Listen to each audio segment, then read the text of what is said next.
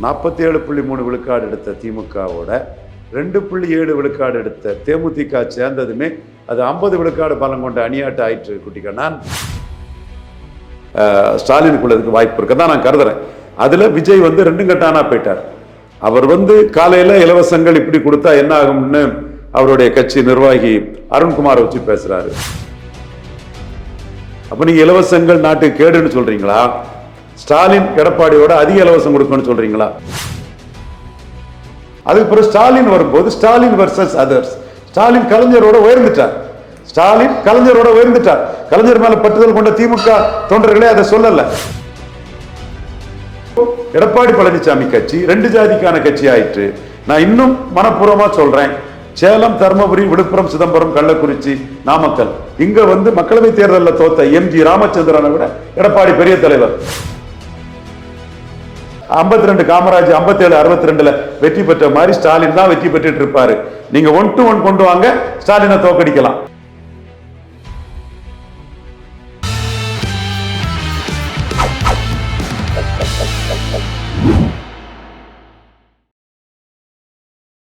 GeM TV நேயர்களுக்கு வணக்கம். அரசியல் ஆய்வாளர் ரவீந்தர் துரைசாமி அவர்கள் சந்திப்பார். சார் வணக்கம். சார் வணக்கம் குட்டிக்கண்ணன். என்ன சார், 2026 சட்டமன்ற தேர்தல் திமுக கூட்டணிக்கு ஆரம்பமே சரியில்லை. அது தொகுதி பங்கீடும் சரி, தேர்தல் அறிக்கையுமே. எல்லா கட்சியும் அந்த கூட்டணியில் இன்டாக்டாக இருக்கிறாங்க. சின்ன சின்ன பிரச்சனைகள் இல்லை நான் சொல்ல வரல குட்டிக்கண்ணன். காங்கிரஸும் இருந்துட்டாங்க. சிதம்பரம் 14 எம்எல்ஏக்கள், மல்லிகார்ஜுன கார்கே இவங்கெல்லாம் வந்து கன்டினியூ பண்ணியிருக்காங்க. ஸ்டாலினும் அந்த ஒரு செஸ்டர் காட்டினார் இல்லையா, அதில் இருந்துட்டாப்புல. பலன் நிரூபிக்காத விஜய் அவங்க மதிக்கலை. Untested not prove. பலம் நிரூபித்த 3 முறை தொடர் வெற்றி கொடுத்த காம்பினேஷன் கெமிஸ்ட்ரி பார்ட்டி திமுக கூட காங்கிரஸ் நின்றுட்டாங்க. திருமாவளவன் 6க்கு 8 வாங்கிட்டு நின்றுட்டாப்புல. சண்முகம் ரொம்ப குட்டி கலாட்டா பண்ணி பார்த்தாரு, எப்படியாவது உடைச்சிடலான்னு பார்த்தாரு. மற்ற பொலிட் பியூரோ மெம்பர்ஸோட கருத்தில் சண்முகம் தனிச்சு நின்னா 4% வரும், எதுக்கு கூட்டணியாக நின்றுவோன்னு அவங்களும் நின்றுட்டாங்க. ஈஸ்வரண்ணே 2 நல்ல கேண்டிடேட்டை விட்டு 3-2 ஆக்கி நின்றுட்டார். முஸ்லீம் லீக் 2 நின்றுட்டாங்க, அவங்க சீட்டும் வாங்கிட்டாங்க. கூடுதலாட்டு அகமுடையார் முக்குலத்தோர் கம்யூனிட்டியில் அகமுடையார் சகோதரர் பாப் கருணாஸ் அவர் கூட வந்திருக்காரு. இப்போ தெளிவாக திமுகவுக்கான ஆதரவு குரலை அவர் விட்டுட்டுருக்கிறாரு. இவர் எஸ்டிபிஐ, தமிமுன் அன்சாரி, இப்படி நிறைய பேர் வந்துட்டாங்க. குறிப்பாக நான் இதில் என்ன சொல்கிறேன்னா, 47.3 விழுக்காடு எடுத்த திமுகவோட 2.7 விழுக்காடு எடுத்த தேமுதிக சேர்ந்ததுமே அது 50 விழுக்காடு பலம் கொண்ட அணியாட்டு ஆயிற்று குட்டிக்கண்ணான். ஆனால் நம்ம பொதுவாக ஒப்பீனியன் போல் பார்த்தீங்கன்னா எதுவுமே நம்புறது முடியாது சார். ஏன்னா அவங்க எடுக்கிற சாம்பிள் ரொம்ப கம்மி. அதை கால்குலேட் பண்ணுறப்ப அப்படி இப்படி பயங்கரமான எரர் வருது. எதுவுமே எல்லாமே ஃபெயிலியர் ஆகுது. ஒப்பீனியன் போல் வந்து சீமானுக்கு எதிராக எல்லாமே ஃபெயிலியர் ஆனது நம்ம எல்லாருமே பார்த்துட்டு தானே இருக்கிறோம். 4 விழுக்காடு தினத்தந்தி போட்டான், சீமான் 8 விழுக்காடு எடுத்தார். சுமன் ஸ்ரீராமன் ஐயா ஒப்பீனியன் பேர்களை வச்சு 2 to 3 தான் போட்டார். 4வது வரக்கூடிய கட்சிக்கு 1 வராதுன்னாரு, 8 விழுக்காடு வந்தாப்புல. கமல்ஹாசனுக்கு 6 போட்டாங்க, தினகரனுக்கு 8 போட்டாங்க, சீமான் அதர்ஸில் வச்சாங்க. சீமான் 6.5 வந்தார், கமல்ஹாசன் 2.5 போயிட்டாப்புல, தினகரன் 2.5 போயிட்டாப்புல. ஸோ இந்த கருத்து கணிப்புகள் ஒரு ட்ரெண்டை சொல்லலாம் மேல்மட்டத்தில். ஸ்டாலின் ஏறி வாராருங்கிற ஒரு ட்ரெண்டை மட்டும் அதை எடுத்துக்கலாமே தவிர மற்றபடி மைக்ரோவா கருத்து கணிப்பை எடுத்துக்க வேண்டிய அவசியம் இல்லை சார்.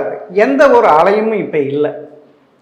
ஆனால் ஆன்டி இன்கம்ஸ் நிறைய இருக்குன்னு சொல்கிறாங்க கீழ் மட்டத்தில் ஆளுங்கட்சிக்கு எதிராக. அதை சமன் பண்ணுறதுக்கு திமுக இதுவரையும் எதுவும் பண்ண முடியல. அதாவது எடப்பாடி, நைனா நாகேந்திரன், விஜய், சீமான் இவங்க எல்லாமே போட்டு டைரக்டாக அட்டாக் பண்ணுறாங்க. லா அண்ட் ஆர்டர் கெட்டு போச்சு அதுன்ட்டு. உன்னங்கிட்ட பாஜக அதனுடைய தேர்தல் அறிக்கை தலைப்பே கூண்டி ஸ்டாலின் போட்டாங்களே, அது எப்படி பார்க்குறீங்க? மாநில அரசுக்கு எதிராக ஆன்டி இன்கம்பன்சி, ப்ரோ இன்கம்பன்சி 2 இருக்கும். இதில் ப்ரோ இன்கம்பன்சி கலைஞருக்கு ஆதரவாக 71 இருந்தது. 69 ஆட்சி கட்டில் நெடுஞ்செழியனை வீழ்த்தி ஏறின கலைஞருக்கு ஆதரவாக ப்ரோ இன்கம்பன்சி 71 இருந்தது.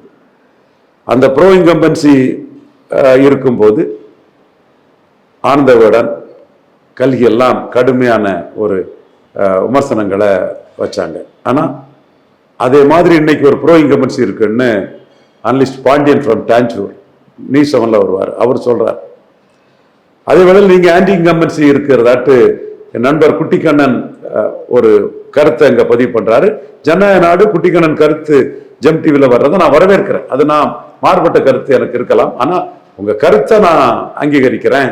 அந்த கருத்து வெளிப்படுறத நான் பார்த்து கொண்டு என்னோட கருத்தை நான் பதிவு வைக்கிறேன். ப்ரோ இன்கம்ஸ் இருப்பதாக திரு ஸ்டாலின் அவர் தான் சொல்லிக்கிறார் தவிர, ஆனா அடிமட்டல பொதுமக்கள் சரி எல்லாரும் சரி உயிர் முக்கியமா இல்ல அது முக்கியமான்ட்டு இப்ப பேச ஆரம்பிச்சிட்டாங்க.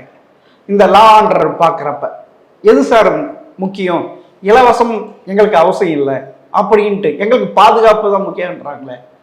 அப்போ நீங்க இலவசங்களுக்கு எதிராக தமிழ் மண்ணில் இருக்கிறது யாரு? இப்போ அது சீமான் தவிர வேற யாருமே இல்லை சார். அது வரவேற்க வேண்டிய விஷயம். குட்டிக்கண்ணனுக்கு பெருந்தன்மையும் நேர்மையும் இதுதான். ஆமா சார், ஒரு மாநிலத்தை வளர்ச்சி பாதைக்கு கொண்டு போகணும், பொருளாதாரத்தை கொண்டு போகதான், பிச்சை எடுக்க வேண்டிய நிலைமைக்கு ஆக்க மாட்டாங்க சார். குட்டிக்கண்ணனோட இந்த கருத்தை நான் ஆமோதிக்கிறேன். என் சகோதரர் சீமான் என்பதற்காக மட்டுமல்ல, உங்ககிட்ட இருந்து உள்ள கருத்து ஒரு நியாயமான ஒரு பொதுமக்களின் கருத்தா இது வர்ற அடிப்படையில் நான் ஆதரிக்கிறேன். பட் இலவசங்களை கொடுக்கிறது மு.க. ஸ்டாலின் சொல்லும் போது, இலவசங்களை கூட்டி கொடுப்போம்னு சொல்லக்கூடிய எடப்பாடிக்கும் அதை விட அதிகம் கொடுப்போங்கிற விஜய்க்கும் உள்ள இலவசத்துக்கான வாக்கு விடுறதை விட இலவசத்துக்குன்னு இருக்கக்கூடிய வாக்குகள் ஸ்டாலினுக்குள்ளதுக்கு வாய்ப்பு இருக்கதான் நான் கருதுறேன். அதுல விஜய் வந்து 2 கட்டானா போயிட்டார். அவர் வந்து காலையில இலவசங்கள் இப்படி கொடுத்தா என்ன ஆகும்னு அவருடைய கட்சி நிர்வாகி அருண்குமாரை வச்சு பேசுறாரு. சாயங்காலம் இவர் நாஞ்சில் சம்பத்தை வச்சு பிரிட்ஜி பிரிஞ்சின்னு கிண்டல் அடிக்கிறாரு. இரவுல பார்த்தா அவரு 2500 ரூபா கொடுப்போன்னு அவர் சொல்றாரு. அப்ப நீங்க இலவசங்கள் நாட்டுக்கு கேடுன்னு சொல்றீங்களா, ஸ்டாலின் எடப்பாடியோட அதிக இலவசம் கொடுக்கணும்னு சொல்றீங்களா? இதிலே ஒரு குழப்பத்தின் ஒரு உருவமாட்டு வந்து தாவேக்கா இருக்குது. ஏன்னா எல்லா விஷயத்திலுமே அது 2 கட்டாங்கட்சியா இருக்குங்கிறதுனால தான் நான், அல்லது இஷ்யூஸ்ல கருத்து சொல்லாம, இண்டோ பாக் வரல கருத்து சொல்ல மாட்டாங்க, திருப்பரங்குன்றத்தில் கருத்து சொன்னா இந்து ஓட்டு போயிடும் அல்லது முஸ்லீம் ஓட்டு போயிடும், பறையர் தேவேந்திர குல வேளாளர் அருந்ததியர் இடஒதுக்கீட்டில் கருத்து சொன்னா பறையர் தேவேந்திர குல வேளாளர் ஓட்டு வராது அல்லது அருந்ததியர் ஓட்டு வராதுன்னு இப்படி கருத்து சொல்லாமலே இருக்கக்கூடிய இந்த கட்சி இலவசத்துல என்ன முடிவு நான் கேட்டேன். பேசாம இருந்துகிட்டு என்னோட புதிய தலைமுறை டிஜிட்டல் இன்டர்வியூல, திருப்பதி கூட உள்ள இன்டர்வியூல பார்த்தா தெரியும் அவங்க முடிவு எடுக்காம இருக்காங்கன்னு சொன்னேன். கடைசியா ஆளாளுக்கு கொண்ட பேசிட்டு கடைசியில 2500 ரூபாய் இலவசங்கிறாங்க. அப்ப இதெல்லாம் 3 வருமே மக்களை ஏமாற்றுறாங்கன்னு சீமான் சொல்லக்கூடிய அந்த கருத்துக்கு ஒரு வலு சேர்க்க தான் செய்யுது. ஆனா இலவசத்துக்குன்னு ஒரு வாக்கு இருக்குது, அந்த வாக்கு கொடுக்குறவங்களுக்கு தான் கிடைக்கும்னு நான் கருதுறேன். ஆனா எப்பயுமே எதிர்கட்சியாக இருக்கும்போது திமுகவுடைய தேர்தல் அறிக்கை கதாநாயகனாக இருந்திருக்கு, மாற்றத்தை உருவாக்கி இருக்கு. 2006 அது எடுத்துக்கலாம். கலர் டிவி, 2 ரூபாய்க்கு அரிசி. 2021 எடுத்துக்கிட்டா மகளிருக்கு உரிமை தொகை, மகளிர் இலவச பயணம், இப்படிலாம் கொண்டு வந்தாங்க. ஆனால் இப்போ 2026 சட்டமன்ற தேர்தல் எதிர்கட்சியாக இருக்கிறப்ப அவங்க அல்லாமல் தேர்தல் அறிக்கை ஃபெயிலியர் ஆகுது சார். குட்டிக்கண்ணன், பெருவாரியான அரசியல் விமர்சகர்களுக்கும் ரவீந்திரன் துரைசாமிக்குள்ள வித்தியாசம் என்னன்னா, அன்றைய தினம் மக்கள் திலகம் எம்ஜிஆர், முத்தமிழறிஞர் கலைஞர் 2 பேருக்கு இடையில் ஒரு அரசியல் போட்டி இருந்தது. கலைஞர் 24.8, மக்கள் திலகம் எம்ஜிஆர் 30.3, 5 விழுக்காடு வித்தியாசம் 2 பேருக்குள்ள இருந்து 2 பேரும் ஈக்குவல் செல்வாக்கு. சென்னையில் கலைஞர் பெரியாள், ஆர்கே நகர் ஐஸ்வரி வேலன், இவர் ஐஸ்வரி கணேஷ் அவரோட ஃபாதர், அந்த தொகுதி தவிர 13 தொகுதியில் கலைஞர் பெருந்தகையோட திமுக வெற்றி பெற்று, தஞ்சாவூர் திமுக அகமுடையார்களும் கள்ளர்களும் திமுக பக்கமே நின்னாங்க. தென் மாவட்டம் அண்ணா திமுக. இப்படி ஒரு ஏரியா வைஸ் ஒரு மாற்றங்கள் இருந்து எம்ஜிஆர் 30.3, கலைஞர் 24.8, 2 பேருக்குமே ஒரு கடும் போட்டி இருந்து. இதையும் தாண்டி மூப்பனாரும் பாராவும் எடுத்த ஓட்டு எம்ஜிஆரோட 4 மடங்கு ஓட்டு அதிகம். இது இன்றைய தலைமுறைக்கு தெரியாது. ஐயா மூப்பனார் 17.5 விழுக்காடு எடுத்தார், இந்திய கம்யூனிஸ்ட் ஓட்டை தள்ளி, காங்கிரஸ் மட்டுமே. ஐயா ராமச்சந்திரன் நாயுடு, அவர் கூட தான் நம்ம எமர்ஜென்சி எதிர்ப்புன்னு நின்னோம். நாம மூப்பனாரையும் பிடிக்கும், ஆனால் இவர் கூட தான் நின்னோம் அந்த எலெக்ஷன்ல. அவர் 16.5 வாக்கு எடுத்தார். இவங்க 2 பேருமே 34 விழுக்காடு வாக்கு, எம்ஜிஆரோட 4 விழுக்காடு வாக்கு எடுத்தாரு. இவங்க 2 பேர் தலைமையும் கலைஞர் ஜெயலலிதா கலைஞர் புரட்சி மக்கள் தினம் மாதிரி ஈர்ப்பில்லாதனால கலைஞர் வெர்சஸ் எம்ஜிஆர்ங்கிற அரசியல் வந்தது. அப்புறம் எம்ஜிஆர் மறைவுக்கு பிறகு அந்த இடத்துல ஜெயலலிதா அம்மையார் வராங்க. கலைஞர் ஜெயிப்பார், ஜெயலலிதா அம்மையார் தோத்தாங்க. ஜெயலலிதா அம்மையார் ஜெயிப்பார், கலைஞர் தோத்தாங்க. ஒரு ஈக்குவல் ஃபைட் அங்க இருந்தது. அதுக்கு பிறகு ஸ்டாலின் வரும்போது ஸ்டாலின் வர்சஸ் அதர்ஸ். ஸ்டாலின் கலைஞரோட உயர்ந்துட்டார். ஸ்டாலின் கலைஞரோட உயர்ந்துட்டார். கலைஞர் மேல பற்றுதல் கொண்ட திமுக தொண்டர்களே அதை சொல்லல, திமுக நிர்வாகிகளே சொல்லல. ஏன்னா கலைஞர் கூட அவங்க வளர்ந்தவங்க, துறைமுறை சொல்ல முடியுமா? பட் உண்மை அதுதான். கலைஞருக்குள்ள எதிர்ப்பு ஸ்டாலினுக்கு இல்லை. அதே வேளையில ஜெயலலிதா உள்ள 41ங்கிறது எடப்பாடி 20 போயிட்டார். 41 20 ஆயிட்டு கலைஞருக்குள்ள எதிர்ப்பு ஸ்டாலினுக்கு இல்லை. அப்ப நீங்க திமுக அண்ணா திமுக கடந்த காலத்தின் கைதிகளா இருந்து அரசியலை பார்க்கிறது என்ன பொறுத்தவரை அது சரியான பார்வை இல்லை. ஸ்டாலின் வர்சஸ் அதர்ஸ் தான் அன்னைக்குள்ள அரசியல். அதுல எடப்பாடி பழனிசாமி பல்டிசாமியா இருக்கிறார். 2021 தேர்தல் முடிஞ்சதும் பாஜகவால தோத்தம், பாமகவால தோத்தம்னாரு. 2024 சொல்லும் போது சீமானுக்கு ஆயுதத்தை எடுத்துட்டு புரட்சி தமிழர்னு களம் கண்டாரு. Say no to drug and டிஎம்கேன்னாரு. பிரதமர் நாங்க முடிவு பண்ணுவோம்னாரு. ஜெகன் ரெட்டி மாதிரி, நவீன் பட்நாயக் மாதிரி, ரெட்டி மாதிரி பட்நாயக் மாதிரி நம்ம கவுண்டரும் வருவோம்னு சொன்னாரு. கவுண்டர் சீமான் கிட்டே பல களத்துக்குள்ள கீழே போயிட்டார். பிரைம் மினிஸ்டர் கேண்டிடேட் இல்லாத சீமான் கிட்டேயே கன்னியாகுமரி, விளவங்கோடு, புதுச்சேரி, தென் மாவட்டத்துல அவரோட 7 தொகுதியோட இவரோட 10 தொகுதியில 30,000 ஓட்டு அதிகம். சோ இந்த நிலைமையை என்னைக்கு ஜெயலலிதா அடைஞ்சாங்க, என்னைக்கு மக்கள் தலைவர் எம்ஜிஆர் அடைஞ்சாங்க? நான் தெளிவா தான் பேசுறேன் குட்டிக்கண்ணன். நான் கருத்தியலோட ஆதாரத்தோட பேசுறேன். இதே அரசியல் சூழ்நிலை அன்னைக்கு டைட் ஃபைட்டா கலைஞருக்கும் எம்ஜிஆருக்கும் மக்கள் திலகத்துக்கும் இருந்த மாதிரி இப்போ இல்லை. இப்போ எடப்பாடி பழனிசாமி கட்சி 2 ஜாதிக்கான கட்சி ஆயிற்று. நான் இன்னும் மனப்பூர்வமா சொல்றேன், சேலம், தர்மபுரி, விழுப்புரம், சிதம்பரம், கள்ளக்குறிச்சி, நாமக்கல் இங்க மக்களவை தேர்தலில் தோத்த எம்ஜி ராமச்சந்திரனை விட எடப்பாடி பெரிய தலைவர். ஐயா மிதுன் பழனிசாமி, என் நேர்மையை பார்த்துக்கையா. உங்க அப்பா எம்ஜிஆரை விட இவ்வளவு இடத்துலயும் பெரிய தலைவர் நேர்மையா சொல்றேன்யா, பதிவு பண்றேன்யா. 2009 ஜெயலலிதாவை விட இவர் நம்ம செம்மல் அண்ணனே சொல்லுவார். இப்போ அன்னைக்குள்ள நிலைமை, அன்னைக்கு அவர் ஜெயித்தாரு சேலத்துல. இன்னைக்கு தோத்தாலும் 2009 ஜெயலலிதா அம்மையாரை விட எடப்பாடி பழனிசாமி ஐயா இவ்வளவு தொகுதிகளிலும் பெரிய தலைவர். இன்னைக்கு தர்மபுரியில் உள்ள கூட்டத்தை பார்த்திருப்பீங்க. ஆனா ஒட்டுமொத்த தமிழகத்துல ஸ்டாலினுக்கு இணையான தலைவரே கிடையாது எடப்பாடி பழனிசாமி. அது இணையான போட்டியே அல்ல. உண்மைக்கு மாற்றாக திமுக அண்ணா திமுக என்று சில ஊடகவியலாளர்களும் அரசியல் விமர்சகர்களும் மக்களை ஏமாற்றுகிறார்கள். நான் சொல்வது தெளிவான ஒரு கருத்து, தரவுகளின் அடிப்படையில் உள்ள கருத்து. I am the only person predicting this in Tamil Nadu media.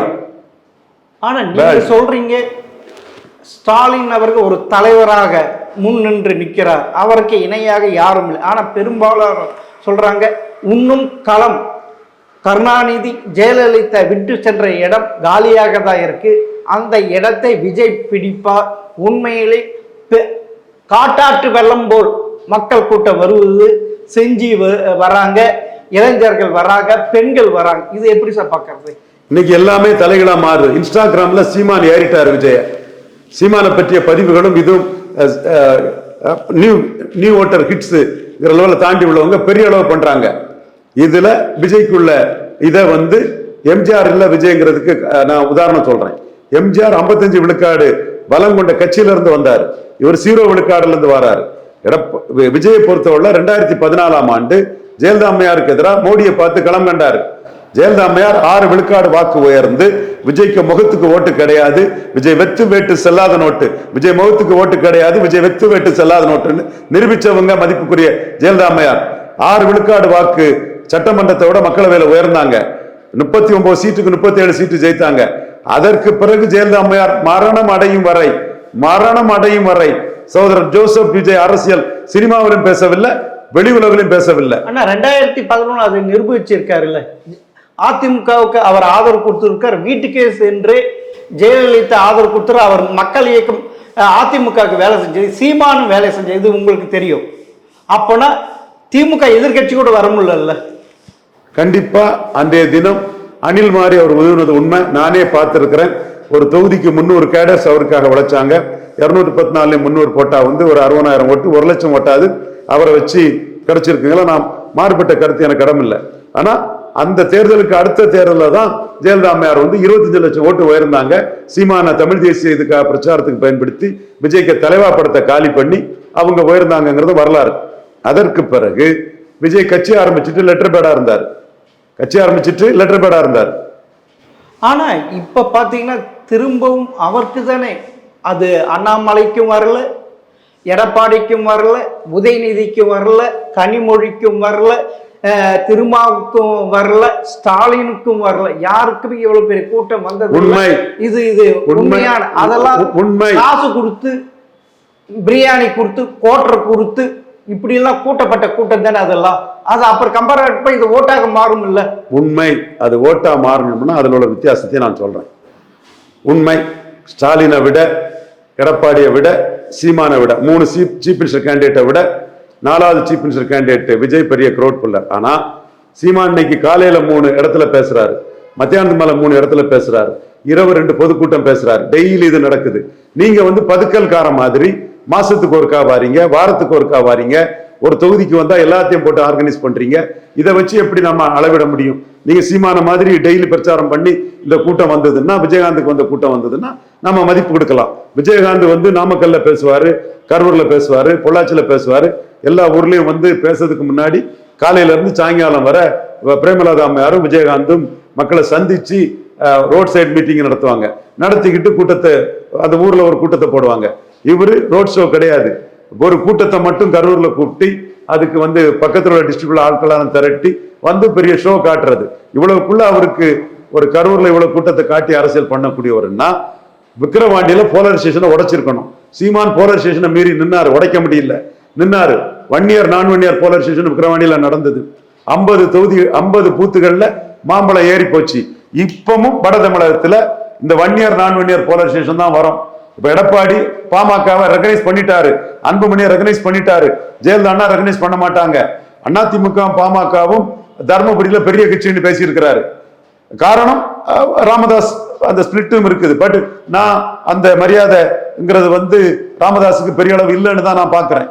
அமைப்பு எல்லாமே அன்புமணிகிட்ட தான் இருக்குன்னு சொல்லும்போது அன்புமணிக்கு ஆன்டி டிஎம்கே ஸ்டாண்டுக்கு பார்த்துக்கிடுங்க, ஆன்டி டிஎம்கே ஸ்டாண்டுக்கு நான் என்டால்ஸ் பண்ணிட்டேன். ஏன்னா ராமதாஸ் பண்ண தவறு, கூட்டணியே இல்லாம இன்னைக்கு திமுக அவரை கைவிடுறது காரணமும் அந்த ஓட்டை ஆன்டி டிஎம்கே ஓட்டாட்டு கலைஞர் சிஎம்மா இருக்கும் போது அன்புமணி ஸ்டாலினோட பெரியவர், பான்கி முன்னால பாடப்பட்டவர் ஒரு அரசியலை பண்ணிட்டாரு.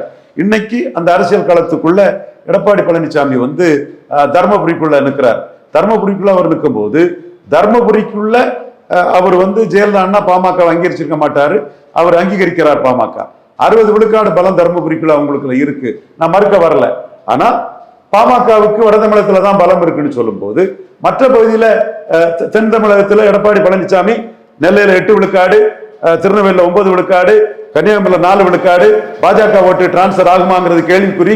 அண்ணாமலை மேல பட்டுதல் கொண்ட வாக்காளர்கள் இரட்டை தலைமையா இருக்கும்போது ஓபிஎஸ்க்கு சேர்ந்து இருக்கும்போது ஒரு பொதுத்தள பார்வை இருந்தது, ஒரு விழாவில் கொண்டு ஒரு முக்குளத்தோர்னு ஓபிஎஸ் நீக்கிறது 13 விழுக்காடு இழந்திருக்காரு எடப்பாடி பழனிசாமி.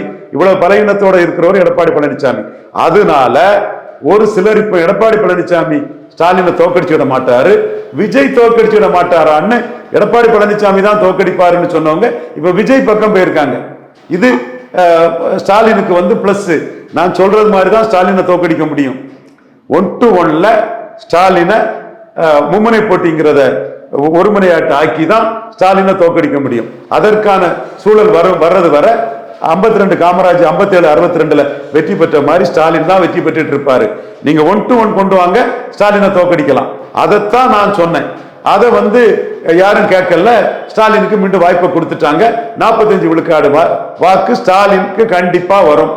சார் நீங்க சொல்றீங்க, ஆனா ஸ்டாலினுக்கு மத்திய டெல்டா பகுதி தவிர வேற எங்கேயுமே அவருக்கு வாய்ப்பு இல்லை சார். இப்ப சென்னை எடுத்துக்கிட்டா மன்றத்தை எடுத்து 31 தொகுதி இருக்கு. போன வாட்டி ஒரு தொகுதி தான் அதிமுக வின் பண்ணி, ஆனா இன்னைக்கு அந்த இடத்துல விஜய் வந்துட்டார். சென்னை சுற்றி அந்த இதுல காஞ்சிபுரம், செங்கல்பட்டு, திருவள்ளூர், இது வட தமிழகத்தில் எடுத்துக்கிட்டா அதிமுகவும் அன்புமணியும் இருக்கிறாங்க. அது பெரிய இது. கொங்கு மண்டலத்தில் எடுத்துட்டா அவர் யாரு, இப்ப எடப்பாடி இருக்கிறார். தென் தமிழகத்தில் எடுத்துக்கிட்டா அந்த முக்குளத்தை ஓட்டு பிரிஞ்சிருது. ஓபிஎஸ்க்கு பெரிய இது இல்லை. இப்ப ஜெயலலிதா வந்திருக்காங்க, ஆனா இவருக்கு அதிமுகவுக்கு டிடிவி வந்திருக்கு. அப்பனா நீங்க கணக்க போட்டுக்க யார் அதிகமாக ஜெயிக்க போறாங்க 2026ல? எடப்பாடியால ஸ்டாலினை தோக்கடிக்க முடியாதுன்னு வாரீங்க, அந்த இடத்துல விஜய் கொண்டு வாரீங்க. நான் இருக்கிற வாக்கு சதவீதம் இருக்கிற சுச்சுவேஷன் சார் சொல்றேன். விஜய்க்கு எங்க சார் விஜய் கண்டெஸ்ட் பண்ணியிருக்கிறாரு? விஜய் வந்து கமலஹாசன் மாதிரி 2.0 கமலஹாசனா இருக்கிறாரு, பார்ட் டைம் பொலிட்டிஷனா இருக்கிறாரு. கட்சி ஆரம்பிச்சுட்டு விக்ரவாண்டிலையும் ஈரோடு கிழக்குலையும் நிற்கல, கட்சி ஆரம்பிச்சுட்டு லெட்டர் பேடா இருந்தாரு. என்ன சார் சீமானுக்கு அநீதி பண்ற மாதிரி பேசுறீங்க சார்? 2006ல் கலைஞரும் ஜெயலலிதா இருக்கிறப்ப முதல் தேர்தல் சட்டமன்ற தேர்தலையே 8% எடுத்தவர் சார் விஜயகாந்த். ஆனால் விஜய் வந்து இப்பொழுது அவர் தான் டாப் லீடர், ரஜினி விட டாப்ல இருக்கிறோம். அப்படி இருக்கிறப்ப அவருக்கு அதிகமான பர்சன்டேஜ் வரும்ல. ரஜினியோட டாப்ல இருக்காருங்கிறதே பணத்தை கொடுத்து கூலிக்கு ஆள் பிடிச்சு சொல்றது. நீங்க கூலிக்கு பேசக்கூடிய ஆளுன்னு குட்டிக்கண்ணனை நான் பார்க்க முடியுமா? இல்ல வருகின்ற எங்க சார் சிவகார்த்தியனை கண்டே பயப்படுறாரு, நீங்க ரஜினியோட டாப்னு சொன்னா இதுவே தப்பு இல்ல சார்? இல்ல சார், அவருடைய பொசிஷன் ஐல இருக்கிறப்ப தானே சார். அதெல்லாம் ஒண்ணு இல்ல சார், ஒரு படமே ரிலீஸ் ஆக முடியல. ரிலீஸ் ஆகாத படத்துக்கு சீமான் குரல் கொடுக்காரு. இவர் சசிகலா அம்மையாரே திரைச்சாலையில் கொல்ல சதின்னு சீமான் சொன்னாரு, 6.5க்கு போனார். பார்ட் ஃபேவர்ஸ் பிரேவ் தினகரன் ஒன்றும் பேசல.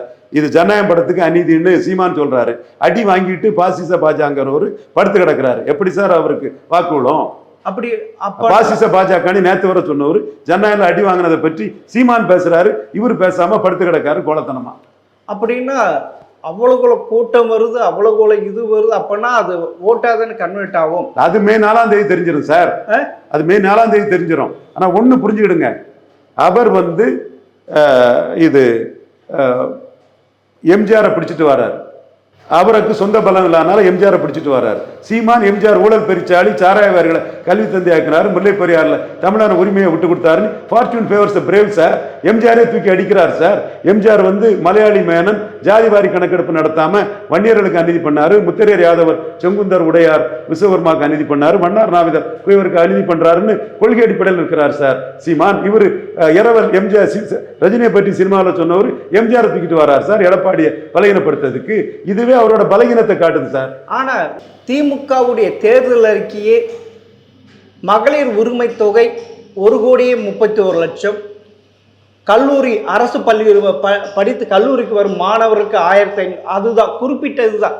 ஆனா அதுவே எடப்பாடி ரேஷன் கார்டு அனைவருக்கும் 2,000 ரூபாய், 10,000 ரூபாய் விலைவாசி உயர்வு, அது ஒன்று, இலவசமான ஃப்ரிட்ஜின்ட்டு கொடுக்குறார். அப்போனா அவருடைய தேர்தல் அறிக்கை இன்று கதாநாயகன் திமுகவுடைய தேர்தல் அறிக்கை ஒன்றுமில்லாத போச்சு சார். கூப்பன் கொடுக்குற 8,000 ரூபாய்க்கு என்றாரு.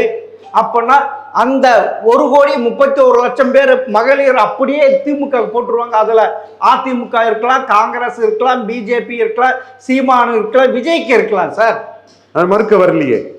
இலவசங்களை பொறுத்தளவில் அதை கொடுக்குற ஸ்டாலினுக்கு லாபகரமாக வரும், இலவச எதிர்ப்பு சீமானுக்கு லாபமாக வரும். ஏன்னா இலவசத்துக்கு ஆதரவாக ஸ்டாலின், எடப்பாடி, விஜய் 3 பேர் இருக்கிறாங்க. 3 பேரும் ஒரு பக்கம் இலவசத்துக்காக இருக்கிறாங்க. இலவச எதிர்ப்புங்கிற இதில் வளர்ச்சின்னு சீமான் இருக்கிறார். அதில் சீமானுக்கு தமிழக அரசியல் களத்துக்குள்ள ஒரு புரட்சிகரமான ஒரு வாக்கு வலிமையும் வந்தாலும் ஆச்சரியப்படுவதற்குள்ளன்னு நான் கருதுறேன். இலவச எதிர்ப்பாளர்கள் இவன் உண்மையாக இருக்கிறான், நேர்மையாக இருக்கிறான், மக்களை ஏமாற்ற வரல அப்படிங்கிறதுல வரலாம், பொறுத்திருந்து பார்ப்போம். அப்போனா 2021 வாங்குகின்ற அந்த வாக்கு சதவீதம் 2026 திமுக கூட்டணி கிடைக்காம போகிறதுக்கு இவ்வளோ ஆப்ஷன் இருக்குது சார், இவ்வளோ பின்னடைவு இருக்குது சார். அப்போ அந்த கணக்கு போட்டு பாருங்க. அப்போனா அதிமுக தான் வின் பண்ணும், அப்போனா விஜய் தானே எதிர்கட்சியாக வருவார். எங்க நீங்கள் காலையில் ஸ்டாலின் இவர் விஜய் ஜெயிப்பாருங்கிறீங்க, அது பிறகு எடப்பாடி ஜெயிப்பாருங்கிறீங்க. இல்லை கூட்டத்து வர்றது சொல்லுங்க. அப்படி நீங்கள் கனவு கண்டீங்கன்னா உங்கள் உரிமை, அதில் எந்த ஆட்சேபனும் எனக்கு இருக்கல. 4ஆம் தேதி ரிசல்ட் வந்தால் தெரிஞ்சு போகும். நான் என் கருத்தை தான் சொல்ல முடியும். நீங்கள் உங்கள் கருத்து என்ன வேணாலும் பதிவு பண்ணுங்கள். ஸ்டாலின் 45 விழுக்காடு வாக்குக்கு மேலே வருவார். எடப்பாடி 30 விழுக்காடு வாக்குக்கு மேலே என்டிஏ வராது. என்டிஏ எடப்பாடி தலைமைக்கு 30 விழுக்காடுக்கு மேலே வராது. பொன்னாருக்கு டிக்கெட் கொடுக்கல, அண்ணாமலைக்கு டிக்கெட் கொடுக்கல, எங்கே ஓட்டு வரும்? கண்டிப்பாக ஓட்டு வராது. 11.4 விழுக்காடு வாக்குக்கு 3 விழுக்காடு கூட சீட்டு கொடுக்கல. பாஜக காலிங்க. அப்போ இந்த இடத்துக்குள்ள எடப்பாடிக்கு 20 விழுக்காடு, அன்புமணி ஒரு வெயிட்டு தான், பாஜக வச்சு பெருசா இல்லை, 30 விழுக்காடு ஓட்டு தாண்ட மாட்டாங்க. இதுதான் நிலைமை. ஸ்டாலினுக்கும் எடப்பாடிக்கும் இடையில 10 விழுக்காடுக்கு மேல டிஃபரன்ஸ் இருக்கும். இதுதான் என்னோட கருத்து. 2024 நான் கரெக்டா சொன்னேன். இப்பவும் என் கருத்தா நான் தெளிவா சொல்றேன். 2வது இடம் எடப்பாடி என்டிஏ தான் வருவாப்புல, விஜய் அதுக்கு கீழே தான் போவாப்புல. அது என்னன்னு நம்ம ரிசல்ட்ல பார்த்துக்கலாம். ஸ்டாலினுக்கும் எடப்பாடிக்கும் இடையில 10 விழுக்காடுக்கு மேல வித்தியாசம் இருக்குங்கிற என் கருத்தை நான் சொல்ல முடியும். முன் வைக்கிறேன். இல்ல நீங்க வைங்க, என்ன ஃபேக்ட் வேணாலும் வைங்க. அதிமுக கூட்டணிக்கும் விஜய்க்கும் என்ன வேணாலும் வச்சிருக்க, நீங்க உங்க கருத்தா என்ன வேணாலும் வச்சுக்கோங்க. என்ன மாதிரி கேள்வி கேட்கறவங்களுக்கு வாய்ப்பு கொடுக்குறவன் யார் எவனுமே இது டிபேட்டர்ஸ்ல இருக்க மாட்டாங்க. என்ன வேணாலும் 5 நிமிஷம் கூட உங்க கருத்தை பதிவு பண்ணிட்டு என் கருத்தை கேளுங்க. என் கருத்தை நான் சொல்றேன். சார் இப்ப விஜய் திமுக ஓட்டு பயங்கரமா ஸ்பாயில் பண்ணுவார். அந்த பெண்கள் ஓட்டு அப்படியே வரப்போகுது இல்லை, அப்பனா அந்த கணக்கு எடுத்துக்கலாம் இல்ல. இன்னைக்கு அவங்க சூஸ் அதுதானே இருக்கு, பெண்கள் முடியுது. சார் எம்ஜிஆர் ஜெயலலிதாவை சொல்லி எடப்பாடியை பலகீனப்படுத்துறாரு சார். எம்ஜிஆர் ஜெயலலிதாவை சொல்லி எடப்பாடியை பலகீனப்படுத்துறாரு. செங்கோட்டை உட்பட 100க்கும் மேற்பட்ட அவரோட வேட்பாளர்கள் இரட்டை வேட்பாளர்கள். அவரு திமுக எதிர்பார்க்க பிரிச்சு ஸ்டாலினுக்கு அனுகூல சத்துருவா இருக்கிறார். அப்போனா திமுகவில் 19 வேட்பாளர்கள் அதிமுக வந்தவங்க தான் சார். ஆமா ஆமா, அதுவும் எடுத்துக்கலாம்ல. 25 ஆண்டுகளா உருவான கட்சி சார். எங்க புரிஞ்சுக்கிடுங்க தம்பி.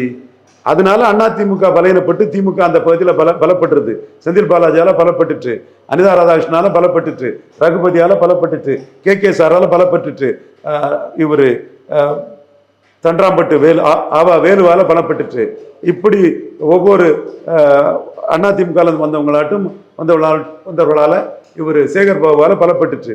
அதே மாதிரி அதிமுக பலகீனப்பட்டு இந்த வேட்பாளர்களால் ஒரு கொஞ்சம் அளவாவது ரெட்டையில பலகீனப்பட்டு விஜய் பலப்படுவார். ஸோ அப்போ விஜய் பலகீனப்படுத்துறது ரெட்டையிலையே. இது கூட கான்செப்ட் புரியாம இருக்கிறீங்களே. அப்படியா சார்? அப்போனா அங்க அடிமட்ட தொண்டர்கள்லாம் என்ன சார் இப்படி ஒட்டுமொத்தமாக அதிமுக வந்த விட்டு திமுக தாரவாக்குறாரு ஸ்டாலின், அப்படித்தானே தெரியுது. எல்லாமே பவர்ல அவங்க தானே இருக்கிறாங்க சார். காது கொம்புல கொம்பை வச்சுதான் முட்ட முடியும். அந்த வகையில கொம்பா வந்தவங்களை வச்சுதான் முட்ட முடியும். அப்போனா நீங்க சொல்றது பார்த்தீங்கன்னா வருகின்ற 2026 சட்டமன்ற தேர்தலில் திரும்பவும் ஸ்டாலின் தான் வருவார். ஸ்டாலின் அவரை தோற்கடிக்கவே முடியாதுன்ட்டு உறுதியா சொல்றீங்க. அப்படி சார்? கண்டிப்பா கால நிலவரம் அப்படி இருக்கா? நாங்க சொல்றது உண்மைதான் குட்டிக்கண்ணன். 1-1 ஸ்டாலினை தோக்கடிக்கலாம். என் கருத்தை எடப்பாடி கேட்டிருக்கணும், கேட்கல, தோக்குறாரு. அவர் 2வது இடத்தை பிடிச்சா போதும்னு நினைக்கிறார். அவ்வளவுதான். அவருக்கு முதல்வர் ஆசை இல்ல, 2வது இடத்தை பிடிச்சா போதும். அதனால அவருக்கு வாய்ப்புள்ள தொகுதியில தான் பிரச்சாரம் பண்ணிட்டு இருக்கிறார். அப்படி நீங்க சொல்றீங்க, பொறுத்து இருந்து பார்ப்போம். 4ஆம் தேதி தெரிஞ்சு போவோமா எல்லாம். ஆமா, மிக்க நன்றி.